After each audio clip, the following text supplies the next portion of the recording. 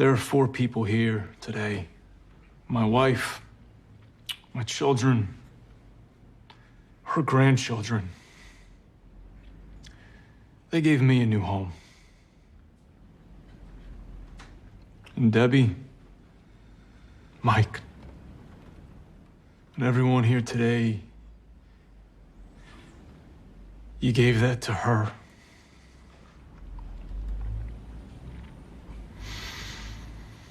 As her son, I am very grateful to you all. Thank you.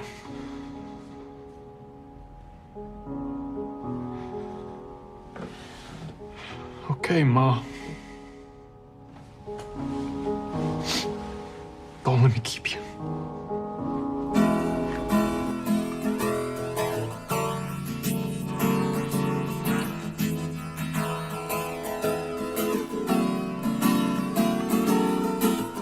Providence, Rhode Island, welcome to This Is Us 2. It's a podcast dedicated to the show This Is Us on NBC, so sit back, relax, and let's have a good cry.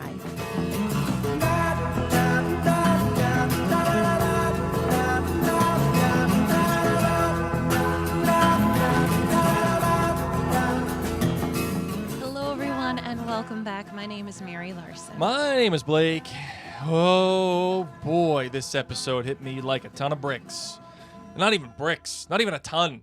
How about, is there like a, what kind of like measurement is there for like a 100 tons? Is it just 100 tons? Is it a Honda ton? 100 ton.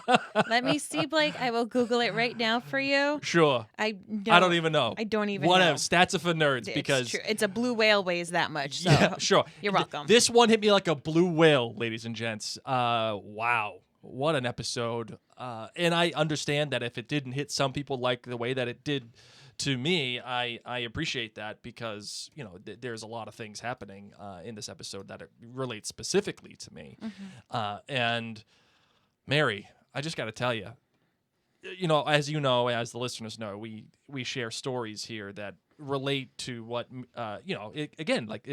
this is us too. It's us and how we relate to this show. And when Jack breaks out the tomato soup and hot dogs, I mean, I just started sobbing because I had a very similar experience. My mother used to make, and my mother, by the way, and I swear that This Is Us writers listen to us. I will die on that hill for the rest of my life. My mother died of an aneurysm as well, and she died very quickly. It was very sudden, as you guys, most of you know. My mother used to make this very special mac and cheese when I was a kid, and, we would have it during the winter, and it was just great, man. It was just this special mac and cheese that she used to make, and nobody ever made it ever like she ever did. It was just something special. And I went about, maybe a little bit more than 20 years without eating it. And then one day, I, for some reason, asked my sister if she happened to have the recipe that my mother had for the mac and cheese. And she said, "What do you know? I just asked my aunt for that recipe. And yeah, here it is. I got the recipe. It's straight from Ma's kitchen." And I was like, "Oh my God, this is like the universe just coming in." And I made that mac and cheese. And Mary will tell you, I took one bite and I started just crying, and not even like a cute, like Randall one tear cry. I mean, I needed to be in therapy kind of cry. It was, nothing has ever happened to me quite like that, ever. It was remarkable how a taste can bring you back. It made me feel like I was 15 again. It made me feel like I was 12 again. Like it just, I don't know why, but the mac and cheese story it's a real one. It's true, and Oh boy, did that hit me like a blue whale too. It did. It did. I'll never forget it. So thanks to this episode of This Is Us, Blake made that mac and cheese again this weekend. Yes, that's true. That's 100% true. And by the way, thank you very much for those of you who are listening to us live time. You all know that we are delayed in this episode. That is because our little lass was sick, and then we had a huge snowstorm. A blizzard. A blizzard. And kids were not in school. It's just been a wild week. So we're doing this a little bit later. Though, if you're listening to this after the fact, you don't care. You have no idea. So you have no idea that we just had a horrible blizzard on the day that Tom Brady retired, and that was an emotional blue whale as well. So many blue whales this week. I guess so. So that is that. All right. Well, before we get into this show, we wanted to remind you that you can find Blake and I on all sorts of social medias. You can find us on Facebook and Instagram. We also have all of our previous episodes of This Is Us too. You can find those even on YouTube, MaryandBlake.com. And of course, we recommend that you join our exclusive Facebook community. Just go onto Facebook and search Mary and Blake. We would love to have you there. All right, let's get into the show. Let's do it.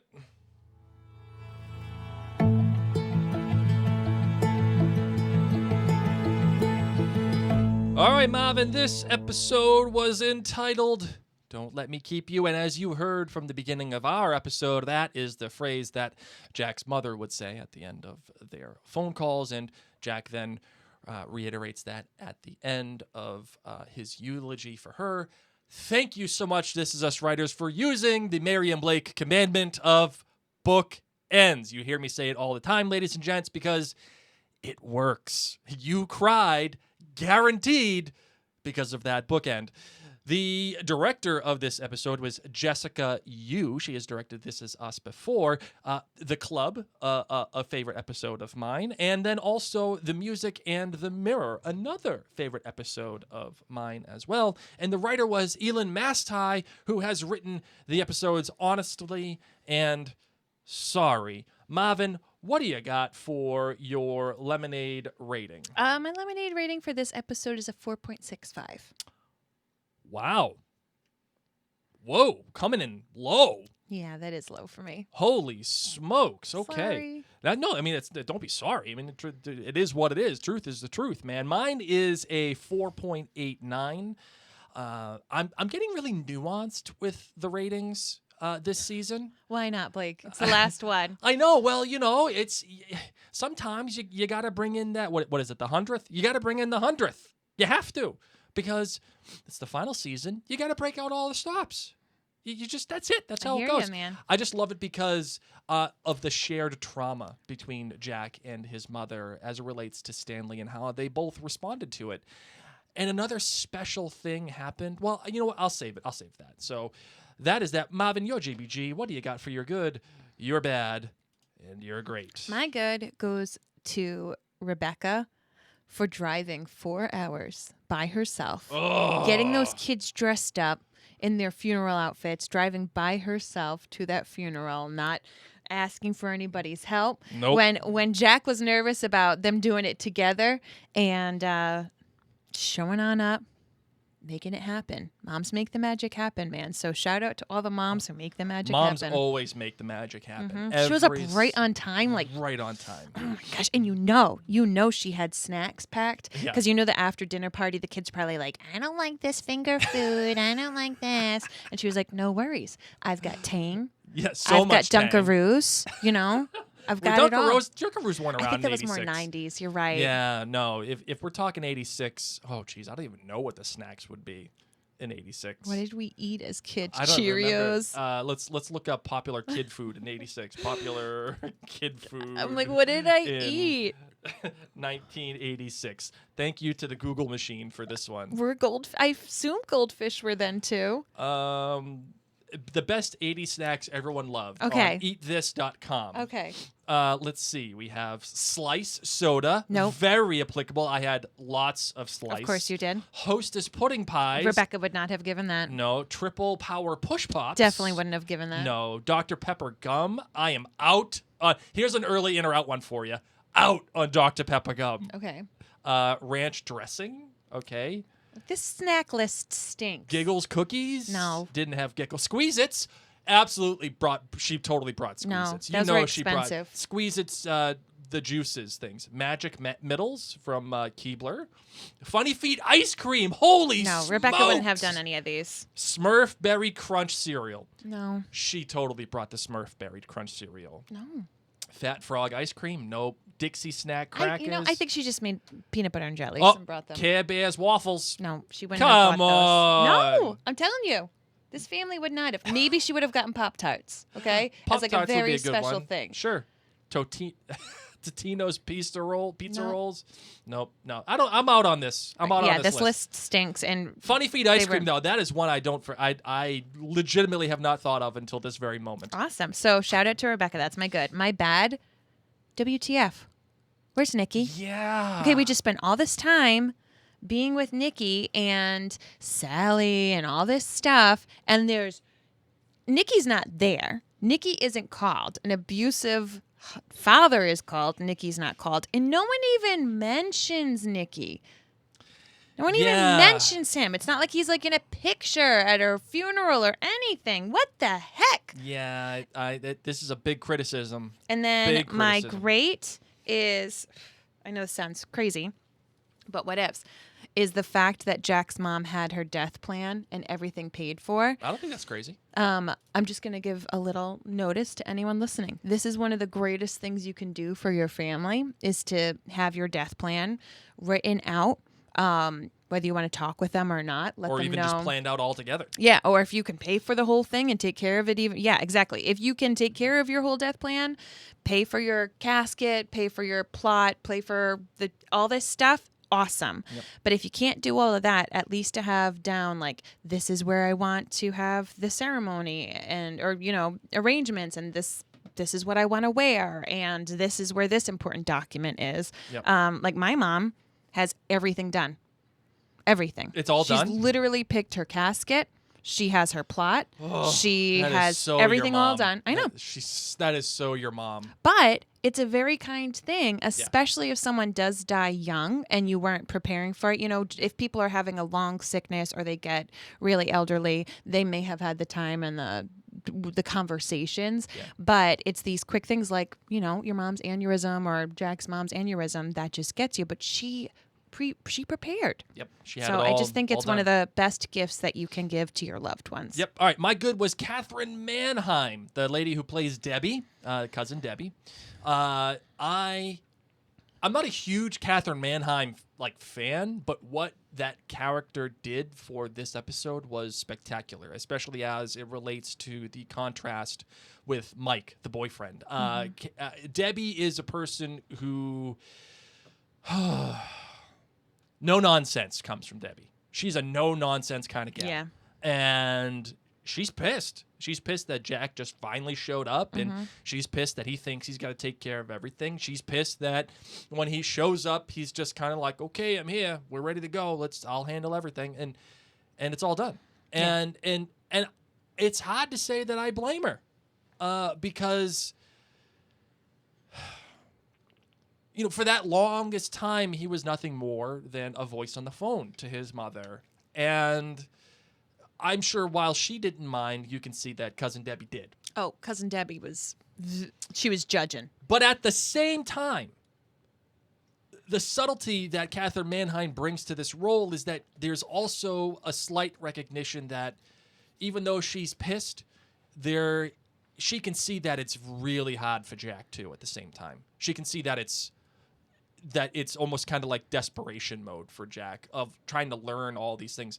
I was using this phrase to Mary the other day on a personal note, but like Jack right now, when he's in this town in Ohio, he's on the top of a bullet train and he's just holding on to the top, and the air is rushing by, and all this stuff is happening to him, and he's just trying to catch up.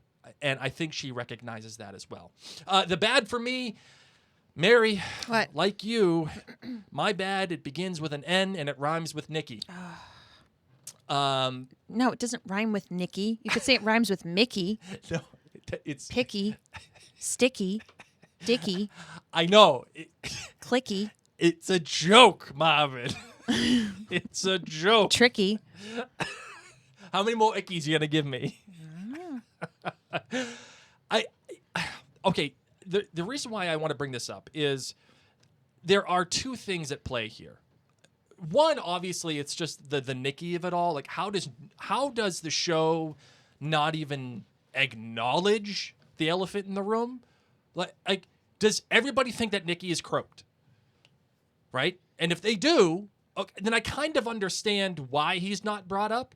But you would think that at least because of the shared trauma with their father, Stanley, that Nikki would be brought up to Jack at least once by Cousin Debbie or Mike. Like, maybe Mike doesn't know the full story of Nikki. Like, wait, maybe he says, "Oh man, it's so sad that your brother's not here. I wish."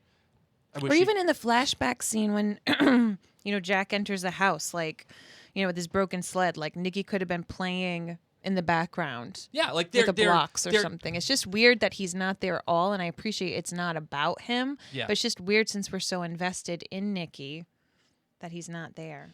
So, like, I like the idea that there is... I like the idea that Nikki is absent, but there should have been at least some sort of mention of him, at least in passing. And the show kind of just whistles past that graveyard, like hoping we're not going to notice it. But on the other hand, and what I will say in terms of an argument for the show is Jack has kept his life from Nikki separate the entire time. And maybe everybody recognizes that. Mm. And that's why he's never brought up. That's what I'm saying. Like, I wish he was just in a picture or in the background of something. Just something. Just feels weird. Because we've spent so many episodes of Nikki. Yeah. Like, and then, like, on another level, okay, like, if Jack came back and then said to his parents, yeah, Nikki croaked from Vietnam, and they believe that he is dead, like, how?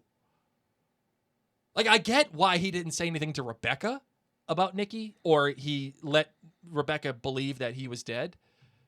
But what about his parents? Like, that's a whole nother level of trauma here that I think it kind of goes unexplored.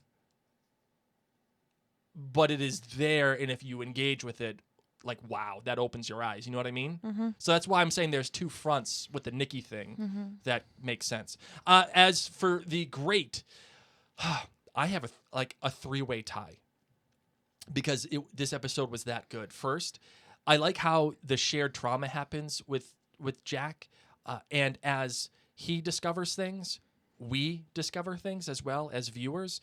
Like, I was worried that it was going to be like, as you said, Mary, hashtag who are they a little bit, but it wasn't, because this whole story was told through Jack's lens, and we weren't given information that Jack didn't have. Mm-hmm. We weren't like watching it with dramatic irony. We were watching it unfold as he did, and I think that's a very special writing tool that the writers used to make sure that we discovered Marilyn's story as he did, and it made sense to us. It's interesting. So Blake's family, through his youth, was very close. Yes. So, and did you go to funerals aside from your mom's? I've been to a couple funerals, but nothing. But for your family? Yeah, like I went to my grandmother's funeral, okay. and so it's, but you didn't have all these weird, toxic, estranged relationships, and my family is anything.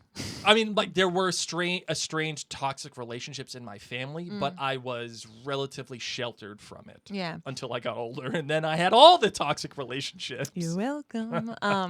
It's weird because I found Jack's journey of meeting these people who've been in Debbie's life, and her, you look at all these people at the funeral. Yeah.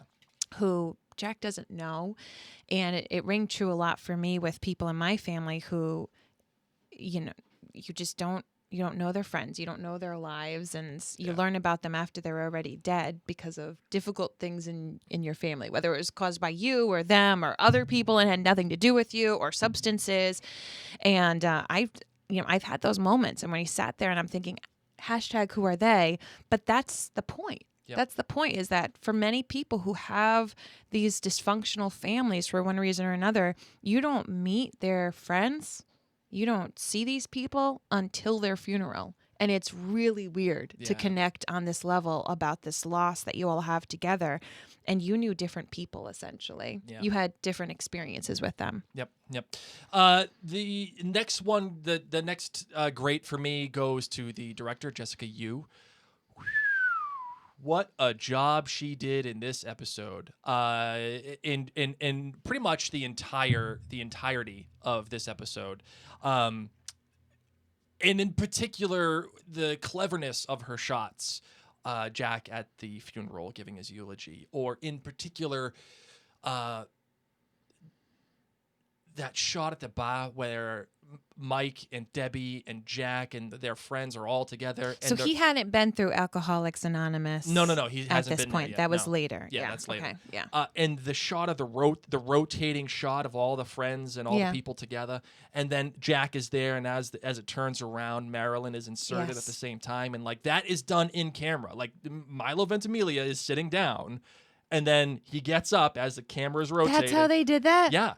That was sneaky. And you can see how it's done too, because when it rotates, the person covers the person that's opposite covers the entire their entire hair, shot. their back, yes. And then you can tell like there's Makes you wonder, did he just like sneak under the table? yeah, like did he just get up and step out, and the camera moved slow enough so that that was able to happen.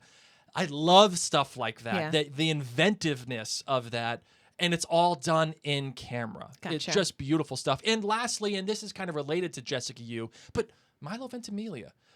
This is the first big Jack episode we've had, I think, since Vietnam. And what an episode. The direction here is spectacular. And Milo plays it so well. This is like, if this is his big goodbye to the show in terms of like Jack the character, this is a way to go out. And it's highlighted by the fact that Jack the character is known for having these big grand gestures, these big family speeches. And when he is finally tasked with giving the big speech, can't do it. Can't do it. And Milo plays that in a way that just, it makes my heart sing. Like Did you speak at your mom's funeral? No, I did not. My cousin Donna was very close with my mother. She was supposed to speak at my mother's funeral, but she was too emotionally overcome, so she couldn't do it. So my sister Michelle actually ended up speaking at my mother's funeral in place of Donna, and I think my uncle George is the one who gave the eulogy. And then my Uncle George is my mother's brother, so and who happens to be my godfather. So anyway, so yeah, I didn't speak. I don't think I could have at the time. I was 18 and like, I don't know. I mean, I probably could have, but like oddly enough, I didn't know my mother well enough to do that. I just started to get to know the kind of person she was when I was 18. As a person, not just as mom. Yeah, like I discovered how cool she was when I was 18, and then she died. Yeah, and that sucks, you know. Like, so it's I don't know. It's just different. All right, you ready for the big three feedback? Yes. All right, we got some voicemails and some comments. And we said, That's 3. Big three? All right, the first one comes from Libby Perry. She says, this one gets a whole box of Kleenex and 4.5 lemonades. Oh, Libby's fancy. She buys Kleenex. She doesn't use the Charmin toilet paper. Come on now. Libby. Libby, what You're are we fancy. doing? I mean, you're like high class over here. You're like Scrooge McDuck, you know, swimming in your gold coins. She said 4.5 lemonades. I never comment on these Facebook threads, but tonight I sobbed at this episode. The whole you build a better house for a better life hit me so hard. When Jack thanked everyone for the new memories that filled up his mom's life, and then when he broke and said, I don't have a mom anymore, and just cried, then he pulled himself together and walked back into his better life in his better house. This one just hit me home on so many levels, so many hard levels. I totally agree, Libby. This is one of those episodes that just, again, a blue whale, man. It just hits you. And there is that moment Jack has when he says, I just don't have a mom anymore. It's a wild moment when that happens to you, where you just recognize that this person that has been in your life forever just isn't anymore. It's a crazy moment. All right, you ready for some voicemails? Yeah. All right, let's do it. If my computer will play the voicemail. Come on now. Here we go. Let's see. You know what? I'm just going to restart that page, and we'll play. Here we go. Hi, guys. It's Gloria from Methuen. Hey, Gloria. Sorry about my voice. A little under the weather. This episode really broke me. I would give anything to talk to my own ma again. It's been 14 years, but sometimes it just feels like yesterday. I give it 5 lemonades, not because I loved everything in it, but the message it sent. My good was Jack making hot dogs and soup for the little big 3. Mm-hmm. My bad was cousin Deborah. I mean, seriously, lady, where is your empathy? The guy just lost his mom. Even though the 6 o'clock calls seemed really quick, I'm sure not all of them were. He had 3 babies and 1 wife. Cut him some slack. Mm-hmm. My great was Jack's eulogy. Coming from a similar household, I totally get it. It was very classy of Jack to describe it that way. I was really glad to see that Marilyn had a new life, and it was great of Mike to tell Jack she found happiness and love. That last line, though, I don't have a mom anymore. Jesus, all the shaman. That's it. Take care, guys. Thanks, Gloria. Thanks, Gloria. Your cousin from Boston. Yeah, so much shaman at that line. Just wild. And by the way, I can always tell how special an episode of This Is Us is when we have lots of feedback. And I have to tell you, we had lots of voicemails. So I can't play all of them. I'm sorry. But we're going to play just some of them, and we'll go on from there. Hi, Mary and Blake. I'm Fran from New Jersey, and Fran. I'm going to give this episode 3 lemonades. This episode could have been any season, any episode number, and showing it in the final stretch now with no other storyline really missed the mark. My good was Rebecca showing up to the funeral despite Jack telling her not to, because no one should do that alone. Yep. But my bad was that there was no connective tissue in this episode to anything relating to the past, present, or future. Yep. I thought there were so many opportunities to have this episode tie in. It could have been Kevin 5 years into the future, playing in the snow with kids and telling them to come in for tomato soup and hot dogs, showing that tradition lived on. Mm-hmm. It could have been Rebecca and Jack realizing they wanted to be the type of grandparents who are around for everything, the way Rebecca and Miguel are now. Yep. It could have been the parallel of Jack and his mother both leading lives that were secretive, or it could have just been an episode about mothers, the way the last one was about fathers. But the biggest miss here was the absence of Nikki. Yep. The show has never been clear about what Jack and Nikki's parents think happened to him, and this was the perfect opportunity to answer that. And if the case was that they thought he was dead because that's what Jack told them, there should have been some questioning as to whether or not that was the right thing to do, or a level of regret or remorse on Jack's part that he deprived his mother of all that time with her son.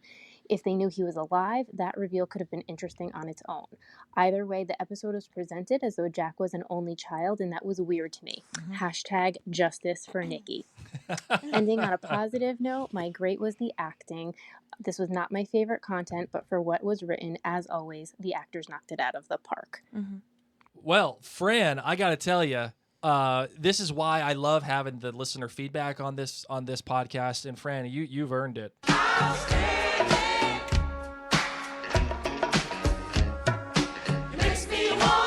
Fran and I are on the same wavelength. You know, but Mary, she just rated things a lot lower than I did. But that's. But you know what? It's me too, Fran. It's it's a fair criticism. And I will say, I would be interested to know, Fran, and if this is too personal, let me know. I'd be interested to know for people who weren't as moved by this episode, who might be sitting here saying, okay, how does that relate? Like, this is the last season, if you still have your parents. Because I still have my parents, and I wonder if this episode hit people differently, depending upon the losses in their life, and if they got to have proper goodbyes or had really good relationships with their parents and felt fulfilled, versus people who feel like their parents are ripped away, or they had weird relationships and those parents are now gone. So for me, I don't connect with any of that. My parents are still here, and they are very active in my life. Yep. So I you appreciated don't this have episode. that life experience. No. And that's not a bad thing. No, It's not your fault. No, and so that's why, granted 4.6 isn't as low as 3, but it's low for me. You all know that's low for me. So I hear you, and I agree it didn't feel connected, but I'm interested to know how many people felt like Blake did, particularly if you've had loss. Yeah, and I think there's a fair argument to be made here. Okay, we are in the final season of This Is Us. They have been plastering it all over the place. The final chapter. And the past number of episodes, we've just kind of stood still in terms of the narrative. We're getting a lot of great character beats, and I think you have to measure, okay, is this Jack's character, the big final goodbye in terms of everything relating to his past life? I'm sure we're going to get some more stuff between he and Rebecca and the kids or whatever, but that one big final Jack-centric thing, aside from the final moment of the show. But like she said, I would have loved to see Kevin do the tomato Absolutely. soup. Can I just say, though, Blake, one thing that bothered me is that Jack and Rebecca didn't eat the tomato soup and hot dogs. Good point. Are you making the kids a different meal than yourselves? Because you got to stop that soon, okay? That gets really, really old quick. Are you not hungry? And also, Jack, we need to see you have the Blake moment of eating that bite and having it hit you. Yeah. You just made it for the kids. And granted, I appreciated that, but I'm sitting there saying, aren't you hungry? Yeah. Why don't you just have a bite? As he's making it, take a bite and take a second to be close his eyes and yep. And how have I not been making soup, tomato soup in particular, with the ladle? What do you mean? Both he and his mom stirred the soup with a ladle. Oh, they didn't okay. have a separate spoon. They actually used the ladle so they didn't dirty up multiple things. You know what? Efficiency. That's I what will it is. say, though, I am efficient. I don't even ladle. I use the spoon that the kids are going to eat with, and then I just pour it right into the bowls. I'm not a ladler. Yeah, but the spoon still goes into the sink and waits for me to put it in the No, I put the spoon. dishwasher. The spoon that I use to stir the soup with is the spoon that I give my kids to eat with. I got you. All right, we got And then they one. complain that it's hot. We got one final one. Here we go. Hey, Mary and Blake, it's Denise. Just wanted to talk to you Denise? about This Is Us 604, Don't Let Me Keep You. Hey. All the charmin on this one. Yes. So much As a charmin. mom of children who are now adults, I experience this a lot. They're always busy with their own lives, and we text a lot, but I don't actually get to talk to them. So I feel myself a lot of times when we're on conversations, I'll say, okay, I better let you go. So it's kind of like my Don't Let Me Keep You. But a lot like Marilyn, I just look forward to hearing their voices and hearing about their day. But in the same token, I relate to Jack in my relationship with my mom. See, my mom's been gone, it's 5 years in February. And I find it really fitting that this week we are closing on her house, and I'm dealing with all the emotions of her not being here as Jack is dealing with his raw grief of losing his mom. And watching him prepare the hot dogs and tomato soup while his mom's doing it as well. Oh my goodness. It took me to the holidays this year. I was doing all of our meals and dishes for my kids. And those are the ones my mom would do for us. At the very end, when he tells Rebecca, I don't have a mom anymore, that was it. This has been my emotion all week, even after all these years later. I guess it's just a good way to remember that it's never too late until it's too late. Thanks for your podcast, guys. I really miss you. And I think I'm going to go call my kids. Oh, Denise. Oh. Just like that. A winner. February's the worst month, man. February is a hard month, man. Blake's mom passed in February, too. And on Valentine's Day. Yeah. And you have seasonal depression in February every year. Yeah. And So- my miscarriage happened on Groundhog Day. Yeah, that's so. Thanks, life. Good thing it's a short month. Get Yes. out of here. Goodbye. All right. So, Mary, I think you are right in that there is a real through line here in your reaction to this episode if you've lost a parent as opposed to having not lost a parent. And what I love about This Is Us is you can see yourself in these characters. That's the whole premise of our podcast. And if you didn't have a parent like that, or if you haven't had an estranged family for a long, long time, I think it might have been really hard for you to feel deep feelings in this episode. Yes, we love Jack, and yes, we were sad for him and awkward for him. But I definitely think that those elements are necessary for you to feel deep connection. And because it was just a Jack-centric episode, we didn't get to connect with other people. And had there been small little extras where maybe you couldn't connect with Jack, but you could connect with Rebecca or one of the big three when they're older or something, I think it's hard. So the theme here, I think, keeps going back to trauma, obviously. And it's This Is Us, and there's lots of trauma throughout the whole show. But I think this episode is so special because of the shared trauma and how it relates to both Jack and his mother and how they kind of apply that trauma to each other, right? So Jack's mom doesn't want to be a burden because she felt like she was a burden to Stanley. Jack has his whole life, I think This Is Us has made quite an exercise of showing how he has dealt with his trauma, and that is repressing all of that trauma, making sure that it just gets cut off. He cut off Nikki. He cut off Stanley. And in a sense, he cuts off his mom in many ways. And it all kind of has to run back to his father, Stanley, a little bit. Like, both she and Jack couldn't handle their previous lives. And in a sense,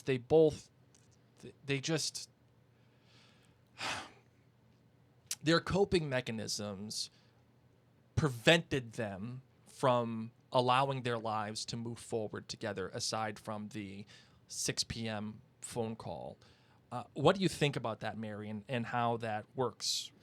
No, I agree. And I think what's difficult is where Jack was in life at the time of his mom and then his mom's passing. For any of you who have been parents, or maybe your kids are now parents, they're on their own, those years when it's babies and through toddlers, you don't have a social life. Like, it's been wild. Blake and I often say, we're the first ones of our friends to have kids. And a lot of our friends for many years would say, where you guys been? Like, we don't see you anymore and we don't hear from you, or our phone conversations are short, or I send you a text and you get back to me 3 days later. Those of you who are in the trenches right now of those first few years, you know why, because it is hard. So what I'm sad about is that Jack was starting his own life and figuring out his own rhythm and trying to create his own family in a way that was very different from his upbringing. And had his mom lived a little longer, and had they made it to the elementary school age, to the teenage age, where he and Rebecca could finally breathe and sleep and not worry that their kids are going to choke on a grape or a Lego every single moment, he probably would have been able to create new memories and a new relationship with his mom. What's difficult is that all Jack and his mom kind of have to talk about is their shared trauma at this point. Sure. And because it's such a hectic triplet baby household, they don't get to have deep conversations. They couldn't create a lot of memories because she was too scared to come. And I'm just sad for him that, as I said, his mom couldn't have been there when the kids were 7, when the kids were 8, when things were calmer. They're not going to die falling down the stairs. I mean, everyone, let's be real. Like, that's when it's those 1 through 3 year old ages, 0 through 3, you don't really get to have adult conversations. Right. You don't get to do all that stuff as you were honestly just chasing after your child or children. And so I'm sad that they were robbed of that, because I think when you do get to that point where you get to be an adult with your parents and you get to see them, like you said, you only knew your mom as a mom. Yep. And you didn't get to know how cool she was until she passed. Yep. And the relationship that you have with my dad right now, for example, is really cool, because you get to have this adult relationship with my father. We're more like, we're not companions, but we're more like colleagues.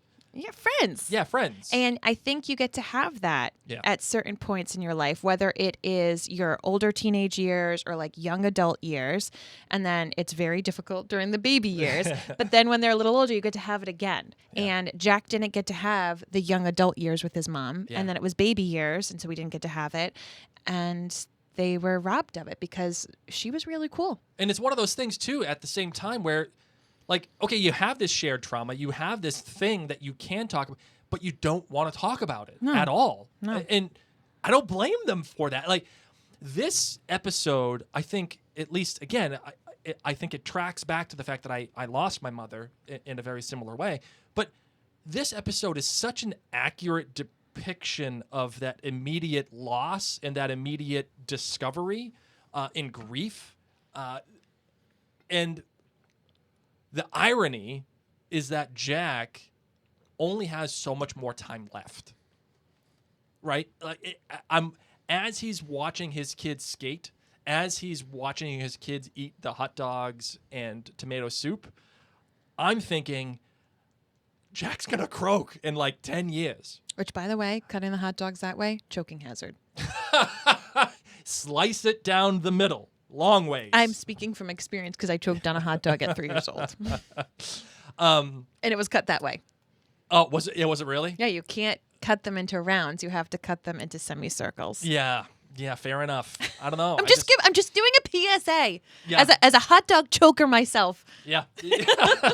And I'm serious. That's what she said. Oh, Blake. Another thing to recognize in all of this is that because Jack has done this thing where he's cut things out and he has repressed a lot of emotions, the funny thing is that you think he's trying to do the noble thing, like when he's walking back to his kids and like, okay, everything's fine. Like, I'm all right. Like, I just had this emotional break and I'm fine. Like, that inherently, as we have seen throughout the run of This Is Us, has adversely affected his kids, in particular Kevin, right? So, like, it's just this spinning soup of emotion that, while I agree this doesn't carry forward the momentum of the narrative, it does, I think, shed a spotlight on all of our characters. So, like, what are we here for, right? Like, and I'm asking you this question, Mary. What are we here for? Are we here for the characters, or are we here for resolution in terms of the narrative? I don't know. Like, but no, like, you remember that big, the big debate in Lost, right?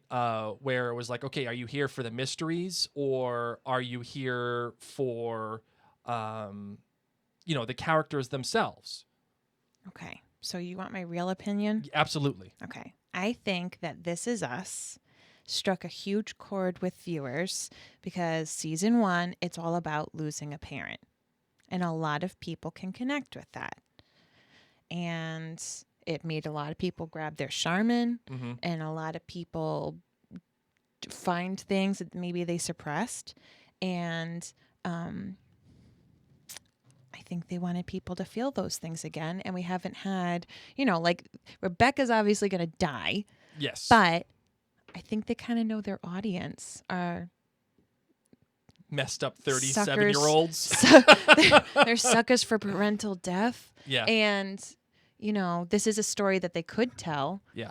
But as I said, for me, it's not something I have connected with. Sure. So to me, as a child whose parents are still alive, to me, it was a great Jack episode. Like you said, we haven't had him in a long time, but that was about it. Yeah. So I don't understand the point of it in the final season. Yep.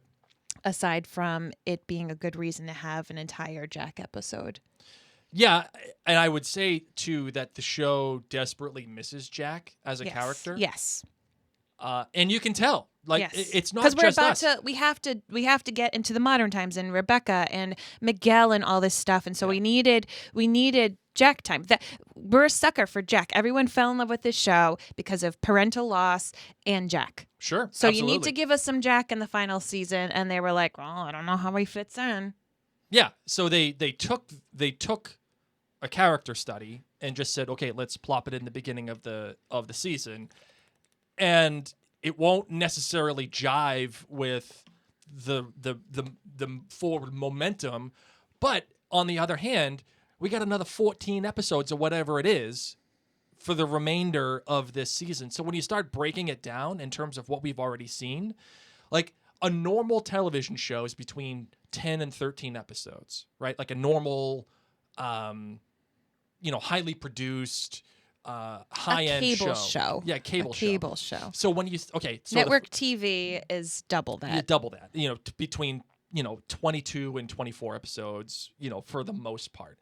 So when you look at what we've already accomplished, we've gotten 4 episodes out of the way. That gives us another 14 or 13, whatever it is, left. That is a normal cable style show where they can get into the forward momentum of the narrative, right? That makes sense?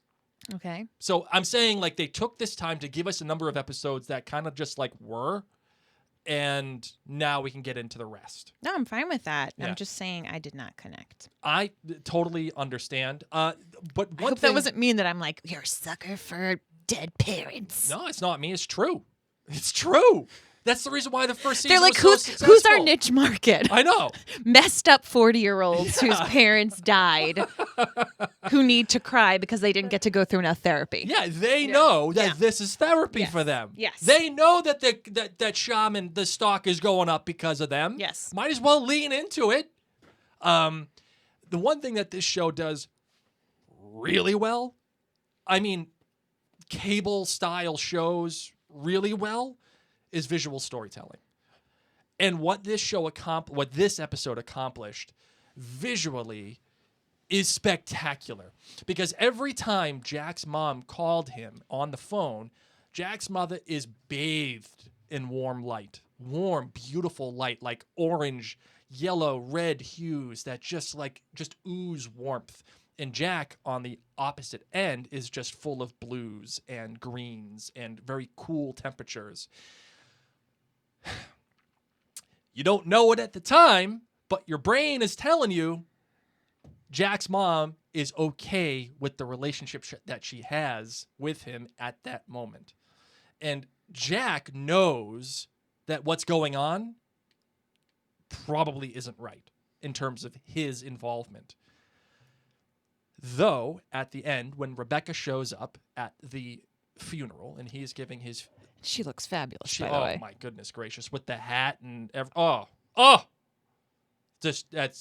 is Kids must have been watching Mr. Rogers while she got ready, because I don't look that put together. My kids are old. A-game Rebecca right there. A-game. Seriously. Jack, finally, as he's giving the eulogy, is bathed in that warm light as well. Aww. And it's so much so that Jessica Yu and Yasu Tanita, who is the director of photography, Jack's face is almost completely shaded, because when you have that light coming from behind somebody, all you see is a silhouette, essentially, and then you have that beautiful halo light surrounding the silhouette. Oh my goodness gracious. Things I never noticed. I mean, that is cinematography porn if I've ever saw one. I mean, that is just... I love watching shows with you. I'm like, cut the hot dogs. I mean, I'm telling you, the visual storytelling here is just top-notch stuff. And I saw that, and again, you don't know it at the time, but your brain does. Yeah. And then you figure it out later on. Okay. It's really, really, really good stuff. Do you have anything else you'd like to talk about inside of this episode? I just wanted to point out, one of the things that I really enjoy about This Is Us is how they depict the fiscal, like the economic level of Jack and Rebecca, because the big three in life seem to be fiscally okay. We joke about it all the time. Like, what do these people do? How do they have all this money, flying back and forth across the country a million times? And yet Jack and Rebecca have a very humble life. Yes. And so when Jack's mom passes and they're going through his closet and, he can't find something black. And he says, it needs to be black. It's a funeral. I can't wear dark gray. Yeah. And she's like, well, I think there's a deal at Gimbel's right now. I think there's a deal. And it just was so real. Yeah. Yep. And I Absolutely. love that this show does that. I think there's so many shows that are unrelatable in the sense that people have these giant apartments in New York or just have this lavish lifestyle. And I love that This Is Us just feels like a lower middle class family for Jack and Rebecca, not for anybody else, but for Jack and Rebecca, that is definitely a poignant add into their character. Yeah. And the only other thing that I need to bring up, as this was something that I just felt completely unbelievable. Sure. How the hell did Jack's new black suit not have flippin' white cat hair all over it? Because good point. he like took it out, tried it on, and cat hair gets everywhere. And it don't go away. No. And you know that Jack didn't have a lint roller. No okay? way. He's not one of those peeps. No, 0.0 chance. That cat was everywhere in that house. And he has a new black suit. You know, he must have like sat down to tie his shoes on the Sure. bed. Yep. Got a white butt. You know? So I was just laughing because I'm seeing this cat, and as he was putting on his suit, I thought, buddy, you need to get dressed in the car. Yeah. You don't know what it's like to have a cat, nonetheless a white cat. I know. Hey, listener, you want to know something really morbid? I thought that when Jack was sleeping and he woke up and the cat was on top of him and laying, I'm like, oh no, the cat croaked too. He really said that. The cat's dead on him. I really thought like when she died, the cat croaked at the same time when it recognized that she died. Oh man, I got a little dark there for You did. for a You little did, bit. Blake. Did you feel weird seeing Jack drink? Because I did. Yes, only because of the dramatic irony of it. Right? Like we know what's gonna happen to Jack. Yeah. So yeah, I Isn't it funny? Yeah. it's weird. Yeah. And it's funny. It's so funny that you brought this up because I was gonna kind of say the same thing about Rebecca showing up to the funeral. Mm-hmm. I just did a rewatch of The Sopranos, and then I watched the film that just came out, The Many Saints of Newark. And The Sopranos, the ending is famous. Everybody knows the ending of The Sopranos with the cut to black, and what was built up in that. The tension that was built up. And David Chase, the showrunner, said, I wanted to do a scene where it was the viewer building tension. It had nothing to do with the show. What was happening, there was no tension whatsoever. But because the viewer was applying tension to the show, that made it a very visceral experience. So then he did what he did, and it cut to black, and it is what it is. It's funny that you mention the whole, like, did you feel weird watching Jack drink thing? Because you, the viewer, are applying that tension to that moment. The show isn't doing it. It's a completely normal circumstance. And the same thing happens at the funeral. We, the viewer, are applying attention to what Jack is seeing as he hears that door open and close. We are applying that tension that Stanley is going to show up to this funeral. And when the door opens, we think, oh my God, it's him. It's Rebecca and the kids. Mm-hmm. And that is what allows Jack to talk about homes and building better homes. And I really loved that exercise in the viewer applying that tension. Do you buy that kind of thing, Mary? Yeah, I do. And, talking about just Stanley, I wonder how many viewers couldn't believe that Jack called his dad. Oh, how many people were like, why did he do that? And it made me think of you. How come? Because you would do that. What do you mean? I think people who have, trauma or emotional abuse with someone, mm-hmm. you surprise yourself every once in a while and you still do the thing that's wrong because of a cycle. Because of that cycle. I would get it. And you could argue, and I think Jack would argue, it's more of a don't show up because if you do, I'm going to kick your ass type deal. But, Mary, I think you're right in that there is a trauma there that he can't help but go back to because of that cycle. I think that's fair, 100%. I think that's all I got. I agree. I think that's all I got for this episode. Yeah, that's it. That's all I got. Got anything else? That's it. You good? All right, you ready for In or Out?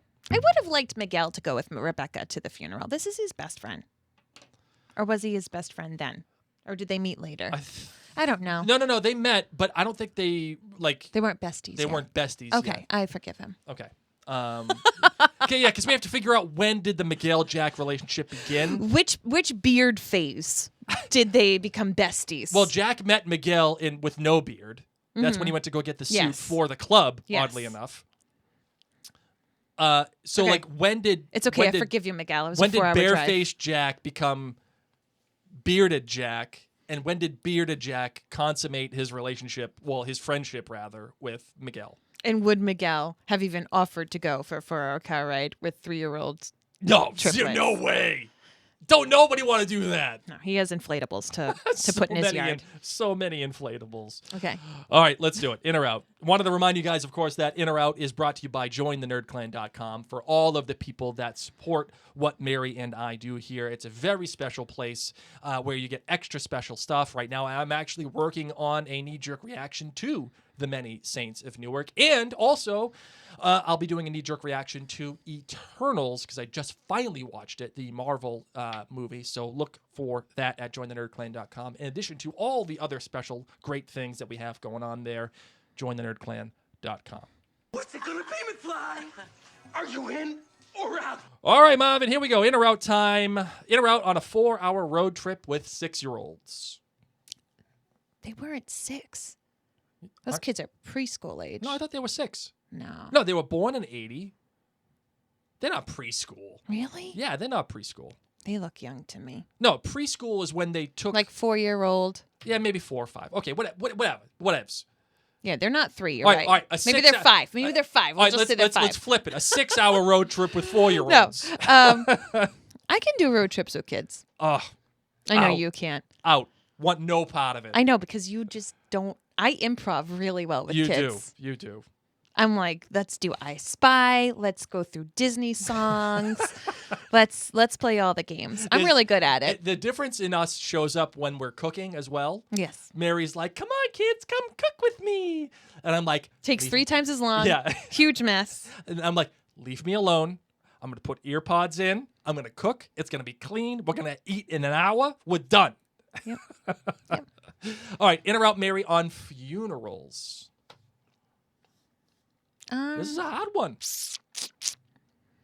I'm in. I'm kind of in on it, too. It's hard, but it's good. It is good. It's good. It's good to accept Mm-hmm. and let go. You know, even though, losing the person, maybe in some cases suddenly or not so suddenly, it's hard, but it's the right thing to do. Mm-hmm. All right, in or out on hot dogs. I'm in. I'm kind of in on hot dogs. Aside too. from choking, Yeah, don't want to choke on the hot dog. don't Don't cut wanna it cho- down so it's a semicircle, please. Even a triangle. So many good jokes. All right, in or out on tomato soup. In. Out. We Out. make tomato soup for our kids once a week. Why are you out? I'm out because I feel like I'm drinking ketchup. Okay. Well, I don't want to drink ketchup. did you not have it a lot growing up? No. Oh, because you were rich. No, I had.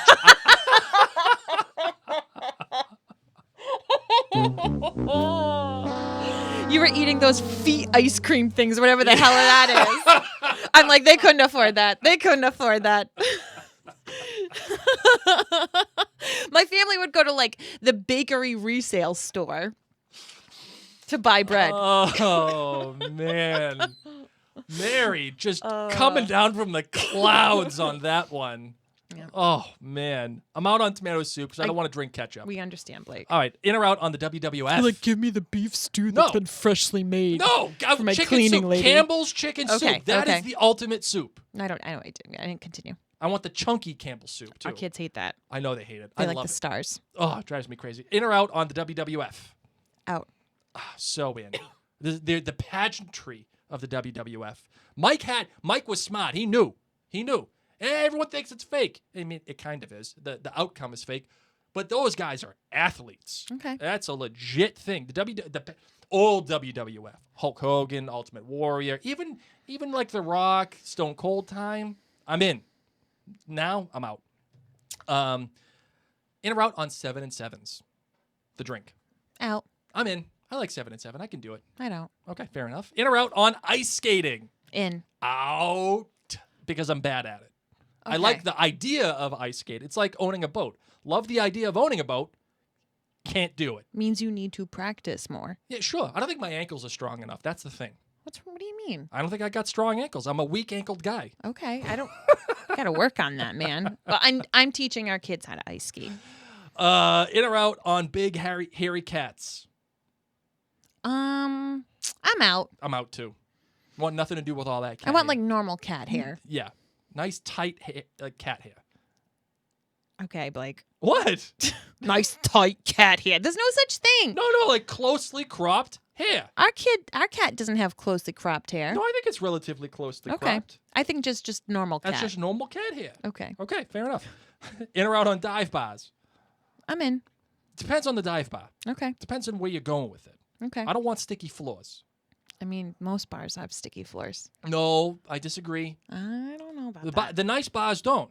But if you got sticky But floors... you just said dive bar. Yeah, but some dive bars don't have the sticky floor. I don't know. If I go in there and I smell if I smell the stale beer and have the sticky floor, I'm out. Okay. In or out, lastly, on steamy romance novels like Marilyn. I'm in. I'm out.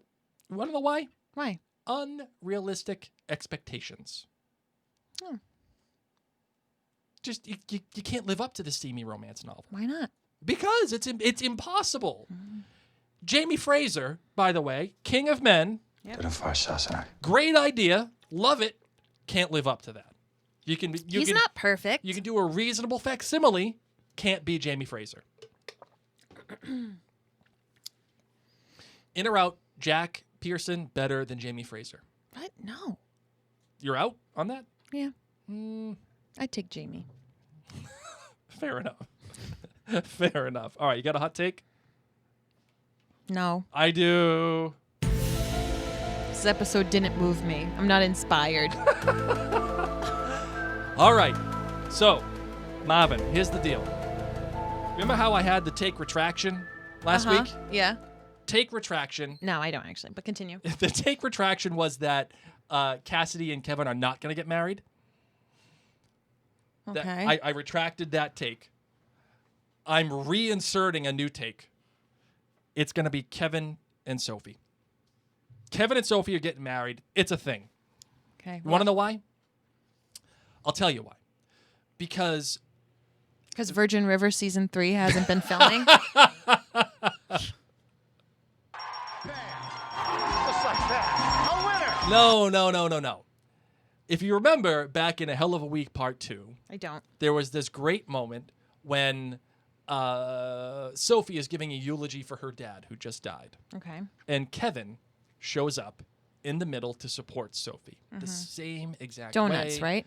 Yes. Okay. The same exact way. Good girl, look at you with the donuts. I remember some things. The same exact way Rebecca does to Jack in this episode. And I think that is some narrative rhyming. I think that is some good visual storytelling. There's some good cues there. And to me, it screams storybook love. It screams all of those things that Kevin is going to end up with Sophie. As you wish. Anybody want a peanut? All right, you ready to close this bad boy out? Yes. Let's do it. We want to thank you all so very much for tuning in. And if you are in live time, thank you for your patience. This week has been BANANAS, as Gwen Stefani would say. So bananas. So, this is life. This is life, and with a blizzard and with kids and COVID Sick kids. and all the things. They didn't have COVID, which They is didn't. good. No COVID. No. Just earaches and... Oh my God. I put olive oil in my kid's ear. I don't even know, man. I was Googling stuff. It's been bananas. So we're here. We didn't put a banana in there, which is good. We did not put a banana in That the was ear. not an option. The olive oil worked. It did work. I know. They were good. Hey, and they had some tomato soup. All better. No hot dogs, though. No. All right. So on that note, thank you all so much. Thank you to our patrons at jointhenerdclan.com. My name's Mary. My name is Blake. This is Us Too.